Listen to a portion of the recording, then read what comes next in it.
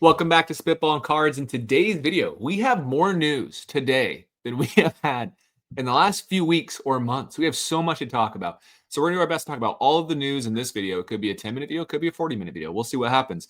A lot of things from Comc to BGS to PSA to Probstein to more. So it's going to be fun. Phil, Chris, how you guys doing? Yeah, awesome. What do you want to talk about first? What's first on the agenda? Phil, what do you think? Topps Chrome. Briefly, it felt like Topps Chrome basketball might be the worst product launch that we were going to get in a long time, right, Phil? Yeah. Topps Chrome basketball, they did the pre-release, set to release, I believe, at some point in December. And the prices were, I believe, $370 for Topps Chrome Hobby and $700 for Topps Chrome Jumbo. So one on-card guaranteed rookie auto in Hobby, I believe, if it's the same as baseball, and then 3 on-card autos with Jumbo. So a lot of people thought that the prices could be closer to like $250 for Hobby and $500 for Jumbo, but they ended up being a bit more, like 50% above that. And that pissed a lot of people off. What also pissed a lot of people off is that the pre-release literally sold out for about a minute and a half for Jumbo and probably around like 4 minutes for Hobby. I was able to get 2 hobbies. By the time I checked out, it said like quantities no longer available for one of your items. And I'm like, oh, okay, it's Jumbo, figures. And I was able to check out with my hobbies, not to open these, just to sell them, because I thought $370 was a price point that made sense in today's market. I know the ROI is probably junk. I know there's a lot of people that probably disagree and want more affordable products. A lot of people also had an issue with how expensive retail was. Blasters at $50 and mega boxes at around $90. Those might still be available. We're recording this on November 24th. But I guess like the frustration is that you've marketed this date for a while. Actually, it was supposed to be the day before, and maybe they ran into like tech issues with their website or whatever. So they ended up pushing back the pre-release one day. But a lot of people are like ready to order it, and then not a lot of people were able to get it. I like how the limit was lower. So you ensured that a lot of people, I guess, in theory, were able to get a piece of this versus just a few whales being able to kind of buy cases of it and screw over everybody else. But it seems like these pre-releases are just like one big ploy for Fanatics just to get data for them to have a better understanding for how to price it on release date and how to price it maybe in the first or second waves to their direct accounts. It just seems like, okay, it's really popular. And you could look at sentiment saying that's a ripoff, and they probably ignore that because it doesn't mean much to them because a lot of those people aren't even their core buyers, unfortunately. There was a Facebook post on Sports Cards and Nonsense. Somebody had issued a survey asking if Fanatics is bad for the hobby. And at the time I looked at it, took a screenshot. This was on the pre-release day, a few hours afterwards. So recency bias, of course, 91% said that Fanatics is bad for the hobby, largely based on this, right? I can't blame the pricing because again, like it would sell out even faster if it was cheaper, more affordable, I guess. And based on the secondary market, it shows that the price was actually probably a little too low. Again, they're playing games of supply and demand. We're going to have a better feel once we see like more of these come out in the wild on release day. But compared to Prism basketball, which has guaranteed autos, which are sticker autos, right? They're not even the main pull. If not all, that is now gone. We've got Topps, which is an acquired taste to a few, but a lot of people prefer Topps. Some don't. Some people, that's all they have now. So they're going to have to buy that for like the flagship product. This was one of the most anticipated releases of the year. And you look at like what baseball Topps Chrome hobby boxes sold for on a release date of about $250. Now they've crashed down to like $170, but like that's a bad rookie checklist. And that's what I would say, like some would call the inferior market baseball from a hobby perspective, at least. Maybe not the sport, but there's a lot more demand for at least younger kids to get into basketball and football. So I don't know. What do you guys think about this? Yeah, I mean, I'm not a basketball collector, obviously, but I did hear and see a lot of people on Instagram just making the same complaint that you mentioned. They selected boxes, they were in their carts, and by the time they got to checkout, they were gone. So that's really frustrating. You had mentioned before we started recording, you thought that maybe Topps was doing this like a very limited supply goes out first to see how quickly this price point was accepted, by collectors, and then maybe they can see what the secondary market's going to be before they do their full release. I just looked on Market Movers, hobby boxes routinely selling for over $1,000. And it looks like jumbos. I mean, I'm sorry, jumbos selling for over $1,000. Jumbo cases of 8 boxes are going for like $7K plus. So if Topps does release more boxes, do you think they're going to do it at a higher price? Yeah. Probably. Yeah, I think so. It all there's a lot of variables. How much are they actually going to release out to the public on release date? With products like Top Series 1, Series 2, and Update, there's a lot. Those things don't sell out in an hour or two.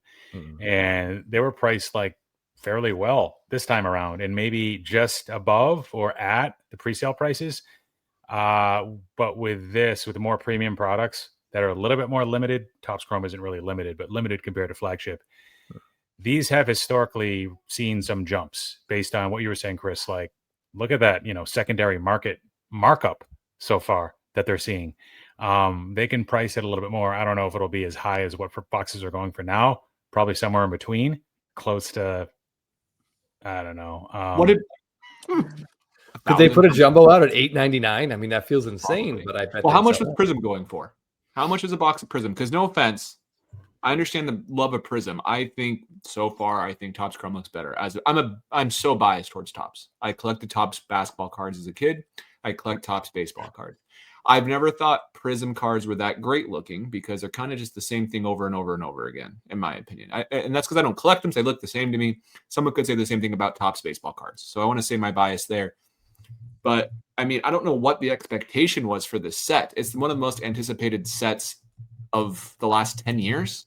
Topps Chrome coming back from the dead. I don't get why people expected it to be cheaper than it was. And I do understand that it sold out quickly, which is unfortunate. But like, I don't buy stuff off Topps website. That doesn't surprise me. It sold quickly. Anything that has this much hype around it is going to go. Look at Pokemon cards. They're all selling out. Look at sneakers. I guess I'm not surprised. It's not a big surprise for me. Doesn't really change my opinion on the situation. All right. I don't think Topps' Fanatics is ruining cards either. We talked about this in our group chat with baseball cards. Do you guys think that Fanatics has done a better job with cards than Topps did in the last few years? I don't know. I'd say with the cards themselves, yes. With the distribution of them, the pricing of them, they've done a better job for their own pockets. But the not products, necessarily for the customers. how about the products though? Like, do we think the products are in a better situation now under Fanatics than they were? More on card autos, less redemptions, fewer redemptions. Extended the redemption quality control probably depends on who you ask, depends on the product. So inserts they've done a better job with. They've increased the number of parallels, which I guess Topps would have done if they had the demand for it. They've cut some products that weren't great, that not a lot of people liked. They've also tried to rebuild the Sapphire brand for Bowman and for Topps. So I guess that's good, although now it costs $1,000 to get a box of one of those for a decent release. I'd say mostly good for the cards themselves. Right. What do you think, Chris? I don't know. I'm not. I mean, I think they're really focused on getting new people and less focused on the existing consumer. The Heritage Gold's going from 5 to 50 is just a huge bummer. That Black Parallels now apparently being dead again. This time it feels maybe they might not be coming back from the dead. That's just a gigantic swing and a miss from Fanatics not understanding who their collectors are. To a point, I get trying to make the parallels in all your flagship sets be the same, but then like the personalities of those individual sets all disappear and you're just making the same cards over and over again. It starts to have a Prism feel to it. Sure, it's easier for, someone buying a retail box at a bookstore for the first time ever, but for people that have been collecting for a long time, it stinks. So I don't know. I get the rookie debut patch auto is awesome. You're right. More on-card autos, more more jersey patches, more game worn stuff getting put into cards is great. That's a big part of Fanatics being involved. But changing I don't the know. actual words and the guarantee in the back for those relic cards, like they've done. They do stuff that ticks me off, just like you said, with the identity of the sets. But like you have a trade off. The trade off is everything is consolidated. That has pros and cons. The pro, Yeah. you know what you're getting, so you don't have random years like even if Topps Chrome Sapphire of reds out of 10. That make no sense. That ruin it. But you do also now have some iconic cards being taken away. I wouldn't be surprised if we get those black flagship cards back. Did you hear anything else from your inside source, Chris? Just that this was not a mistake. It was not a mistake. Okay, so yeah, mistake. why did they backpedal? Why'd they put him in the NBA set? I don't know. That doesn't make any sense to me. Doesn't make any sense. I also like the real one autographs. I've actually introduced some stuff that I thought was really good. I really do feel that way. So it's tough. I wouldn't say they're basketball coming over saying it's bad is not surprising. Any change is hard. But I do think the products themselves are going to be better. People are going to love the on-card autographs. The refractors are going to look better. There's going to be more consistency in the refractors. Super refractors are going to look dope. It'll be interesting. Yeah. See how people on a macro level, better. On a micro level, maybe not. But on an individual, but like at the same time, basketball's been so messed up for so long with prices of wax that they'll be more accustomed to it than baseball collectors have been the last few years. So true. So looking at prices of Prism basketball, $1,200 for the most recent Prism hobby box with 2 autographs. So that's like 12 packs, 12 cards each. Mm-hmm. So that, I mean, it's got to be comparable to Jumbo Topps Chrome, which is arguably a better product, like you said. So no stickers, and you get 3 autographs. A lot of people really like Prism. There's a reason why it sells for so much, especially for football. So, yeah, maybe Topps Chrome, Hobby, and then Jumbo. Maybe it's like a 20% increase. Maybe it's only like $425 and only $425 at release date, and then like $800 for Jumbo.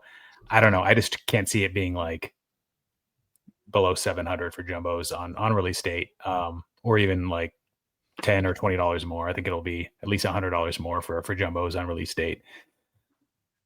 I need to make one thing clear, though. I'm not saying these prices aren't crazy. It's just I've been so priced out of wax, of all wax, the last forever. It just doesn't surprise me. You know what I mean? That's the thing for me. I'm not surprised. But I think even at the price it was at release, you're probably not going to have a good ROI, realistically, and it's probably not worth opening at that price. This is a breakers product at this point, and a singles product at this point. Save your money. Don't buy 10 hobby boxes.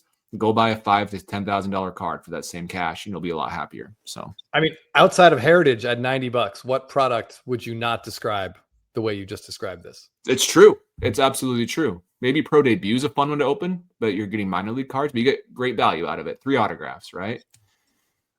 Things along those lines, but it's brutal. I was going to say, we had a friend in town who said his favorite product to open was the Bob Ross set, because he just said like the checklist is small. And he said he's been close to value on every box he's opened, close to or over on every box he's opened in terms of value. So maybe the little niche things are the way to go. I don't know if you want to rip. The bad thing about those, we see it every year. Once they have success one year, the next year they're not cheap anymore, though. We saw it with Sapphire started out that way in 16 and 17, and then it got really expensive in 18, 19, 20. And then we saw it with flashbacks. It just, so enjoy those sets while you can. Black and white is on that trajectory. It used to be cheap, and it is not cheap now. So it's just the way that the hobby works, unfortunately. How many of you guys, do you guys open product? Do you guys open wax often for fun? Stadium Club. When Stadium Club comes out, Jeff and Jake and I will definitely open a few boxes. Last year was rough, but when it came out at $200, we were like, what? Yeah. But yeah, we'll go back too. If we can ever find 20, like Stadium Club Chrome or any year at a reasonable price, we'll rip that for fun. But yeah, like the new stuff, if I'm not ripping it with my dad, just to pull out the Dodgers cards for him, then no, it's not fun to just get kicked in the groin repeatedly. Once maybe, but the second or third time you're like, the novelty's gone. It's kind of become like a luxury hotel. Like you wonder like why those places can charge so much. It's because there's like 5% of the economy can actually afford it. Yeah. And those are the that's the demographic that's propping up the price of that to be what it is. It's like, well, you can't afford it and that sucks, but other people can. It's sort of like what wax is becoming. Like beyond breakers, you have people buying into these where like 90% of the buying is from like a certain demographic, or in any given night, 90% of those like proceeds that go to the breaker are from like 10 of the 100 customers. It's becoming just another part of the economy that's driven by the rich people, the top 5 or top 1%. Call them degens, but like most of them are coming back the next day, maybe not a year later, but so Phil, we're angry at Patrick Ryan again. Is that what I'm hearing? It's a premium experience. Yeah, and really it's not for us. That's unfortunate. Okay, next news. Let's talk about PSA and BGS. BGS has completely terminated, temporarily ceased their group bulk submissions. So you can no longer submit in like group submitters for BGS. They're still accepting submissions for individuals if you want to send to BGS, but you can't do it through other group submitters. That's the first one. What do you guys think of that? What do you think of the situation? I was honestly shocked people were still doing that. Like, what is the point at this point? Like, what? Black labels for Tops Now, big one. People go for, I guess. People still doing that. I mean, come on. Bowman Chrome autographs still have a good, strong niche for BGS. Thick cards still look better than PSA slabs. I understand PSA annoys people, sure, but like Beckett has done nothing for you in the last 4 years, like to even make an attempt to make their grading system, their anything better, and yet people still send them cards. I'll just wait out PSA at this point. I think it's a nostalgia thing in some ways. It's just loyal customers. I mean, every company has them. What do you think, Phil? Didn't they make a statement about how they're kind of swamped, and that's why they have to briefly shut down with their group submissions? Yeah, so maybe they're just trying to be a little bit transparent in controlling what comes in, but why they're swamped? That's my thing. What are they swamped? It's got to be a lot of the on-demand products. It's got to be a lot of. Are they doing a lot of stuff like repacking, like how CGC is partnered with a few of the big repacking companies? No. Well, actually, I have their numbers here in October, so I can look at the October reports, and maybe they're up in November. We don't know until those are released. But looking at the everyday, because if you go to GemRate, he has a story, and every story he posts the daily cards graded, so you can always check that out. But I don't know if he has those saved somewhere. Maybe he actually added it to his page. I don't think so. But in the month of October, PSA graded 1.97 million cards. CGC graded, I can just show my screen, 530,000 cards. And BGS graded 93,000 cards. So I don't know why they're so swamped. They have literally 5% of PSA's capacity, I guess. Like, it's pretty crazy. Tagged is catching up. SGC, even though nobody wants to submit with them, is still half of BGS, and they're still probably doing a little bit better with that. All right, to be fair, it looks like BGS did jump, though. They're up 20% month over month. So maybe they weren't expecting that. Yeah, maybe. I guess everybody's up besides SGC. I mean, is that so? You were saying Tops Now. Is it possible they got completely swamped with like MLB postseason Tops Now summers? Potentially. I mean, also, we can go look at this more depth. If we look at sports, BGS surprisingly only got 27,000 sports cards that month. A lot of it's Pokemon. So 65,000 was Pokemon cards. So maybe it's just the Pokemon card market being so hot that it's just killing all the grading companies. Yeah, I mean, it's definitely weighing PSA down. Yeah. Why won't PSA charge more, Scott? Why won't they just take whatever their TCG prices are and add like 50% to them just to slow this down? Why would they want to slow it down? Why not make them wait longer and keep getting the money in? I guess, but I mean, they're really pissing their customers off so much so that they finally had to announce that their wait times are different. So I mean, why don't they just this level of demand, like just charge more? Companies love taking money and then not delivering on the service for a while. That's great for them. That is true. So there's no incentive for them to do that, I don't think. What do you think? But people would still pay it if they just charge like $3 more for bulk like TCG or $5 more per card. People would keep paying it for sure. I'm sure they've done an analysis to see, like, is it worth it? Like, would we make more or less if we did this? I'm sure they've done some analysis, and I think they just said, we'll just extend out the wait times. Yeah. Yeah. Next subject. Yeah. You want to talk about PSA? PSA raised their prices. All right. PSA raised their prices. No, they didn't. PSA extended their turnaround times, but they really didn't. It's the exact same technically as what the announcement says, but instead of it being is it 60 days is what it was? What It was like 65 and now it's 95. 65 and now it's 90. That 90 is the exact same as the 65. It just includes when the cards get there and aren't checked in. So it's supposed to be roughly the same because the 65 days didn't start until the cards were entered into the system. So this is them being more transparent because people do complain for good reason when they send their cards in and then they don't get checked in for a month and then it's 65 days. So I think they're just trying to combat that. And that's what this change was supposedly supposed to be. Yeah, How do you that's a guys feel? stressful time. Like when your package scans delivered, but you don't hear anything from them for like 30 days while you're waiting for it to get checked in. Like that's by far the shittiest part of the PSA subbing process. Agreed. And the grades of late, I have to say, from what I hear.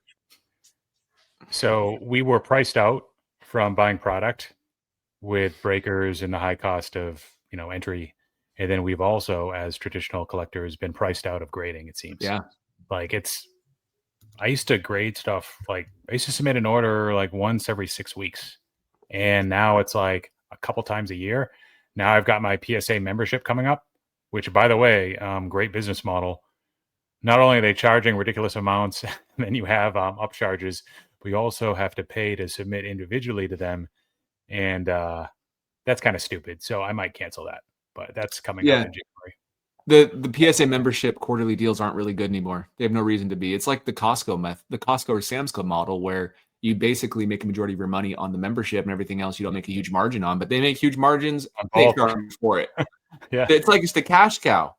Yeah. You're right. I'm priced out of grading and I'm priced out of breaking. I'm not priced out of is buying low-end singles. There's some good deals because the Billy Butler market is still very affordable for you, Scott. Bought this bad boy for $20, $30, number to 5, first year Topps Chrome Sapphire. I mean, you can't argue with that. Yeah, Phil, Jeff and I are basically in the same boat. We've been talking about what to do with our PSA membership. We were hoping to get our second bulk sub of the year out before the end of the calendar year. And that's a crazy low amount for us, like 2 subs in a year. We've done a couple like single cards at higher levels, but usually like you, we were churning out like a bulk sub maybe every 2 months. And now we've got one in and we sent it in and then I want to say it went into like March and it's not back yet. We're still in I think we're in QA2 or something like that. So yeah, I mean if we do get one in after Thanksgiving, we're looking at getting those cards back right around opening day. And that just feels insane. I also just want to point out if you have stuff in the vault and you request a shipment, their website says it'll be shipped within 3 to 5 business days. My card was finally shipped this morning, and it was 14 business days from when I paid the withdrawal fee to when the card was shipped. So there's delays in that too. Okay, so that PSA vault thing is far from seamless right now. Oh yeah. If you're buying on eBay and getting stuff shipped there, I know you guys have probably talked about it in the past, but I would think things would move quicker. Like you've got the eBay auth and it goes right to the vault. I'm not paying for shipping, or maybe I am, but it's a headache, a borderline nightmare. And then some of it has so long. The wait for eBay auth is just way longer than it used to be right now. Because a lot of people buying on eBay, I guess. And the loophole of shipping to a PO box is gone now. There used to be a loophole you could ship to a PO box and that would go bypass the eBay authentication program. So that's why I had a PO box, because I didn't want to pay for it, and it was great. But lately, I bought a card and it went to the eBay authentication program and into my PO box. So that's now gone, unfortunately. Yeah. I don't mind the authentication. Oh, go ahead, Phil. I have a quick complaint. So when you're buying stuff off eBay and you're having it shipped to the PSA vault, and it passes eBay authentication and it's a graded card, and for some reason, maybe it's not part of the process for them to verify that the pictures match the description and the title. What you actually purchased matches the description and title. But if it passes eBay auth, which it probably will, because there's probably an 11-year-old intern looking at the card, There's no step for you to intervene and get your money back, get a refund. Like if the seller That's doesn't true. make things right, then it goes to the vault. The vault says it's eBay's problem and you complain to them. eBay says it's PSA's problem. And they just point their fingers, literally. So then you have to file a credit card chargeback. They're wondering why you don't have the card in your possession. Yeah, so I'm working through that right now on one card. Oh, really? Ooh, You're going that's through this? interesting. I look forward to hearing how that gets resolved. Hopefully that gets resolved. But yeah, like so I bought a raw card from a gentleman I'm in the Valley here in Southern California. I bought a card from a guy in Torrance, which is about 25 miles away. He shipped it to eBay Authentication, which is in Santa Ana, California, authenticated to me. The whole thing took 7 days. It took a week. I think I bought it like on a Tuesday. He shipped it actually that day, which was great. And it got to my house on Tuesday. Fantastic. But when something goes to the vault, like they authenticated in Santa Ana, California, and their vault's in Delaware. And I don't know how often they ship, but I've had stuff just sit right there, authenticated, and then it says like handoff to PSA Vault. And sometimes I think the longest one I've dealt with was like 11 or 12 days. And then finally it's secured like in the vault. So I don't know how they're shipping that stuff. Maybe they just send a truck out once a week. Like I don't know. All right, here's a question for you then. You guys are sounding a little bit disillusioned with your membership to PSA. Let's say you decide not to get I'll share my screen and show this, your Collectors Club membership, okay? If you don't go through the Collectors Club membership, it's going to cost you $27.99 to grade a card. Maybe that's worth it. Because how much is the membership? $100 or so? I think it's $150. How much? It was is it? $150. $150. Yeah, thank you. Okay. So, how many additional cards would you need to grade in order to pay off that difference? You guys can do that math if you want. 25. 25 cards. So, if you don't want to grade 25 cards this year, don't buy it, I guess, because it's still expensive. But like, if it's $28 a card, is it tempting to half the price for CGC at some point? And for half the turnaround time? Because for me, it is. I'm not going to lie to you. It is getting tempting to do this for me. Yep. PC cards, especially. If I don't plan on selling them, like, I don't know why I wouldn't do this. I understand it's CGC, but we can't complain about the monopoly of PSA. And then when there's a decent alternative, not use it. Does that make sense what I'm saying? Decent. At what point Define is it worth decent. doing? Decent. I mean, it's great. You get your card authenticated. It's more liquid, right? What if we were to just drop off orders at GameStop? Can we do that? And you get a decent price? Did you get this price? I don't know. When I drop off at Burbank, there's no like price difference. Okay, that helps for the elites in California.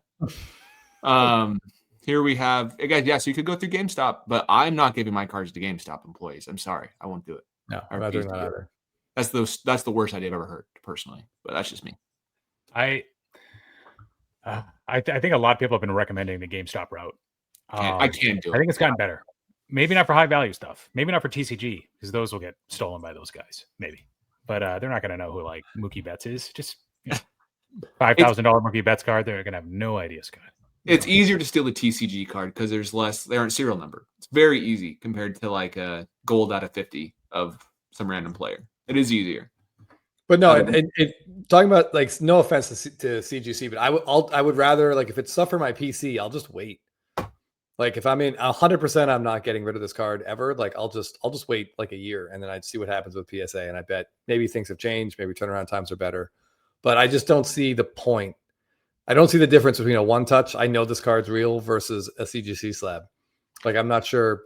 For me personally, I don't see the benefit. Maybe that's a good video I should make is it worth it? Maybe look at some CGC sales versus PSA sales on 10s and 9s, then talk about the price difference. Maybe I'll do that because the big thing is the liquidity aspect. It's still easier to sell, at least it should be, sell a CGC authenticated and graded card versus a raw on eBay. It should be easier because you know the condition.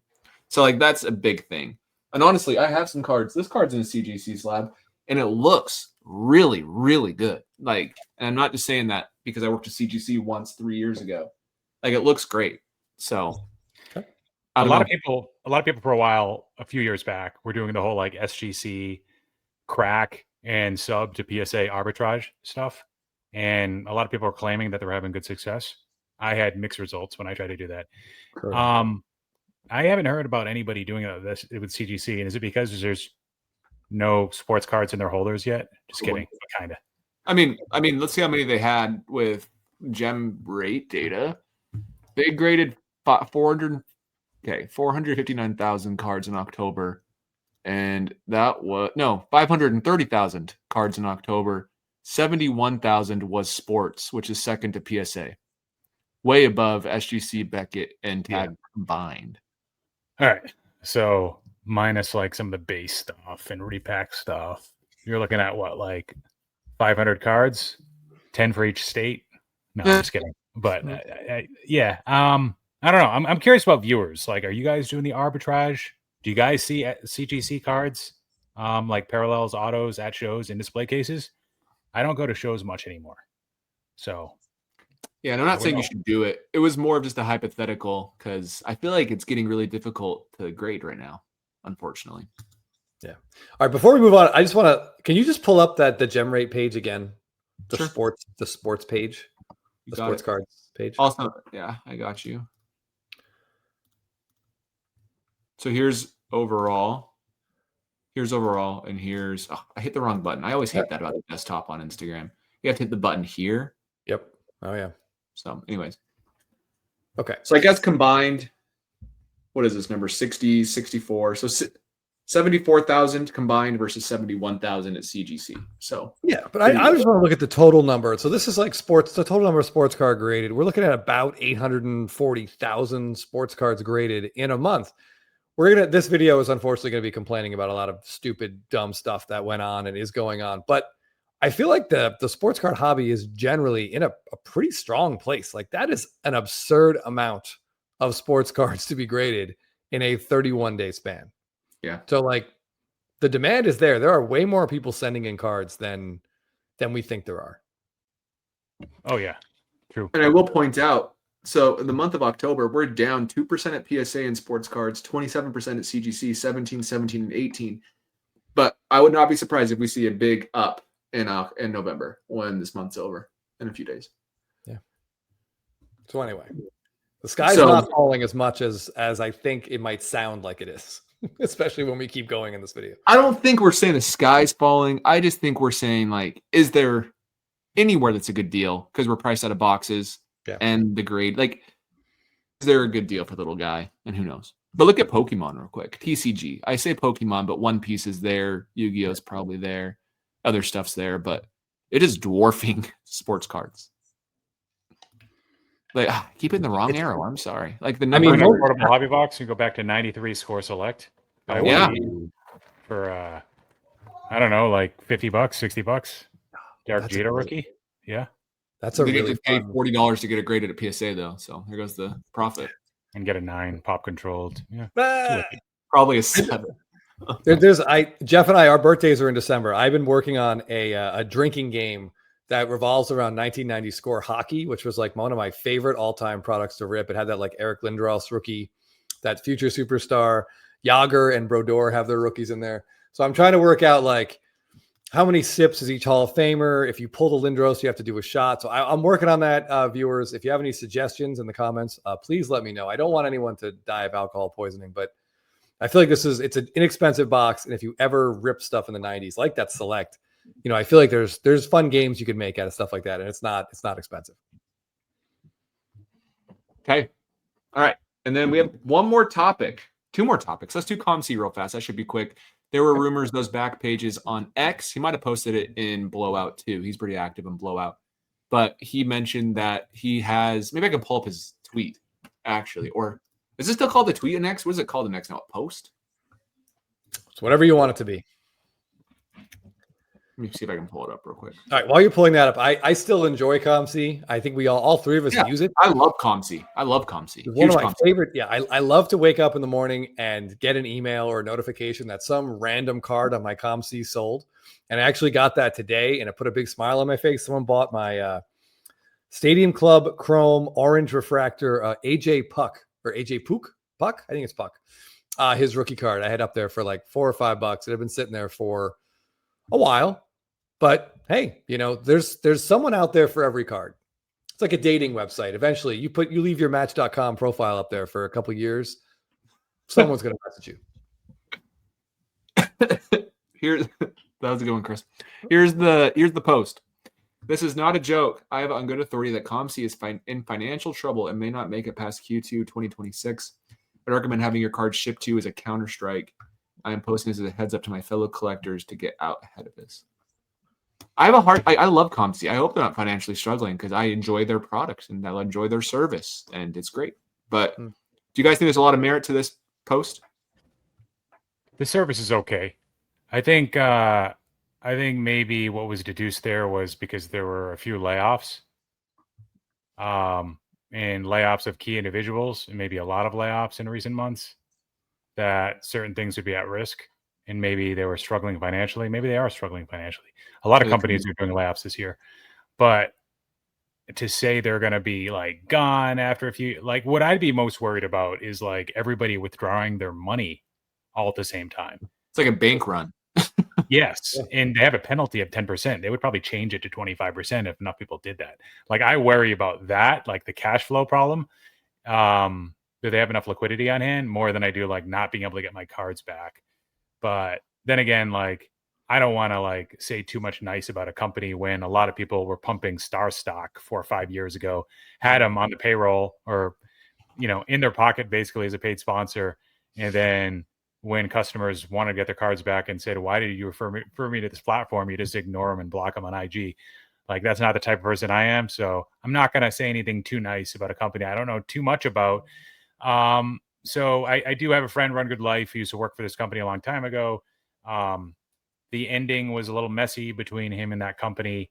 And even he said, like, listen, are they having the best year? Probably not. Is this a disaster scenario where everything's going to blow up tomorrow? No. And he had some remarks on leadership, some of the choices they made, and I won't get into that. But yeah. Here's a question. In this year, how are you struggling financially in sports cards?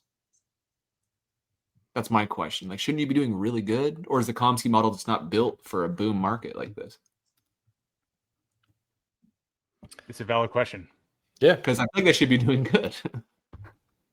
Because they've been around since December 2005. So they're coming up on their 20-year anniversary. Congratulations, Comc. That's actually pretty cool. They like as a company, like what they do, it takes so long to react to things. Like if I sent my Otani stuff in, you know, that's true. In October, it's not going to show up on the website till February. Explain that process real quick to everybody. Oof. Yeah, you submit cards. Yeah, I mean, you submit cards to Comc that you want them to sell, and you can put them in like different tiers. Like if it's over $100, I think it's like an elite card or something, and then they'll speed it up a little bit. It probably shows up on the website within a month. Jeff and I dropped off a bunch of cards at the West Coast Card Show in August. And yeah, they charge you to list it, and then I think they take like a nickel or something when you sell the card. And my estimated date for the cards to be on the website was the first week of January. So, I mean, it's not a quick process because so many people are just sending in cards and it's all like volume, basically. Their whole business model is just volume. So it takes a little better by making that quicker, making that more agile. And then all of a sudden you get higher quality cards as well on your platform because Comc, they do cross post your cards to eBay for free, which is cool. So like they will cross post it, they'll list it. You get the same amount of money for wherever it sales regardless. The cool thing about Comc is it's store credit. It's not actual dollars. I don't believe it's taxable in the same traditional sense. You buy store credit and then you use the store credit to buy cards. Like there's some cool things they do.